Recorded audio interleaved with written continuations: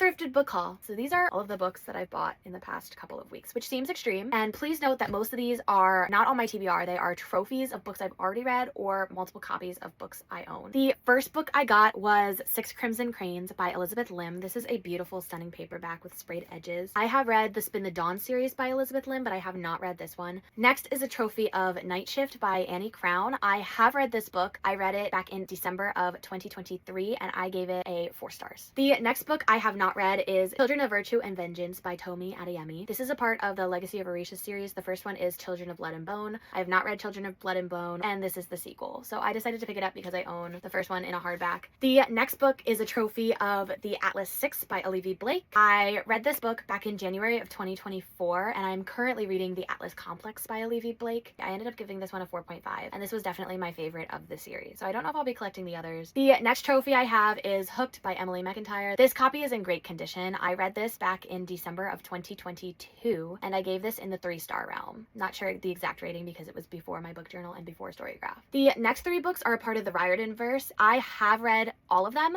but these are alternate copies of the copies that I have. So the first one is this movie copy of The Lightning Thief. I collect copies of The Lightning Thief and the Percy Jackson series in general, and I don't have this one. The next one is a really funky edition of The Burning Maze by Rick Riordan. This is a part of the Trials of Apollo series. It's not even that old of a book, but it looks like it is so old. But this is the UK edition, but it's not even like correct. I have no idea what went on with this book. It is definitely misprinted, and so that's why I picked it up, because I thought it was kind of cool. And then the final Riordan verse book I got was The Serpent's Shadow by Rick Riordan.